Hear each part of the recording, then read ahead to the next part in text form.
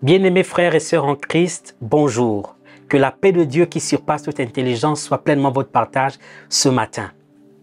Une fois encore, nous nous retrouvons pour jeûner et prier ensemble. Et la thématique, cette fois-ci, c'est la vie de l'Esprit. Et mon sous-thème, c'est rempli du Saint-Esprit, tiré de Actes chapitre 4, le verset 8. Avant de commencer mon exhortation, permettez-moi de dire merci à Dieu qui rend possible ces moments, mais aussi aux pasteurs Laurent et Olivier pour leur confiance renouvelée. Que la gloire revienne à Jésus et à Jésus-Christ seul. Je vais lire donc le texte de base, donc Actes chapitre 4, verset 8. Il est écrit, je commence au verset 7 pour mieux comprendre le contexte. Ils firent comparaître au milieu d'eux Pierre et Jean et leur demandèrent, par quelle puissance ou par quel nom avez-vous fait cela? Alors, Pierre, rempli d'Esprit Saint, leur dit. Alors, Pierre, rempli d'Esprit Saint, leur dit. Et nous, notre exhortation repose sur cette expression, rempli d'Esprit Saint. Donc, Pierre ne pouvait pas répondre efficacement sans être au préalable rempli d'Esprit Saint. Rappelons le contexte dans lequel Pierre et Jean comparaissent devant les anciens et les sacrificateurs. En allant au temple, comme d'habitude, à la prière ou à l'enseignement, il y avait un homme âgé de plus de 40 ans qui était paralytique depuis sa naissance.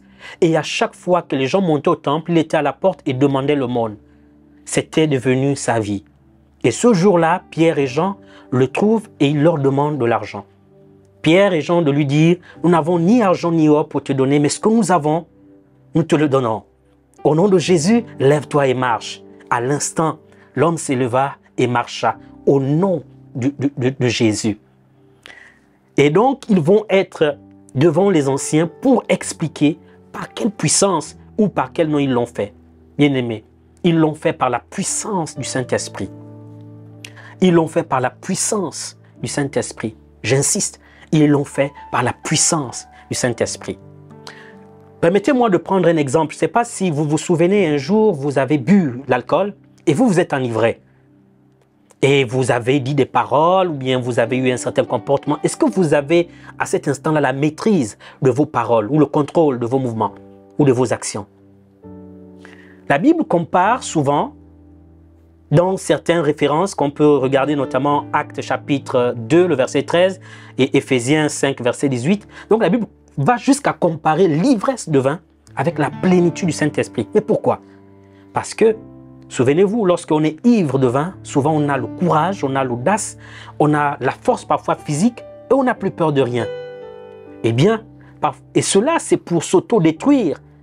Mais lorsque on est rempli du Saint-Esprit, on œuvre efficacement pour la gloire de Dieu. Quand je dis s'auto-détruire, c'est que vous vous souvenez, quand quelqu'un est ivre de vin, il peut arriver à avoir des débordements, ou bien des bagarres, ou bien ainsi de suite. Mais lorsqu'on est ivre de vin, de l'Esprit de Dieu, on a le courage d'aller annoncer la bonne nouvelle. On a la force d'aller prier, le courage, la foi pour aller prier pour les malades et voir les malades être guéris. On a la puissance nécessaire pour chanter les louanges du Seigneur et cette joie qui nous anime. C'est pourquoi, en cette matinée, je voudrais que tu t'armes de foi et de disposition de cœur pour croire que le Saint-Esprit te remplit de là où tu es, parce que tu as la foi dans ton cœur, pour que demain, après-demain, lorsque tu seras de service à la louange ou à l'intercession, que tu prieras pour les malades, bien-aimé, que le Saint-Esprit se saisisse de toi et qu'il fasse son œuvre au travers de toi. Tu es un instrument, tu es ce vase qu'il remplit pour que tu serves efficacement le Seigneur pour la gloire de Jésus. C'est pourquoi, s'il te plaît, n'hésite plus, n'aie plus peur de te laisser totalement conduire par le Saint-Esprit, parce que c'est sûr, tu feras des exploits. C'est sûr, je ferai des exploits. Alors, pour terminer, l'ivresse de vin détruit l'homme. Mais l'ivresse du Saint-Esprit donne de manifester le royaume de Dieu au milieu de cette génération. Alors, permettez-moi de prier avec vous. Saint-Esprit, nous te remercions parce que nous croyons en ton œuvre. Et ce matin, nous croyons que tu nous amènes sur une nouvelle dimension de la plénitude de toi pour œuvrer efficacement pour la gloire de Jésus. Alors, merci de bénir mon frère, merci de bénir ma sœur davantage et de lui donner d'expérimenter cette plénitude de toi. À toi la gloire, Jésus. Amen.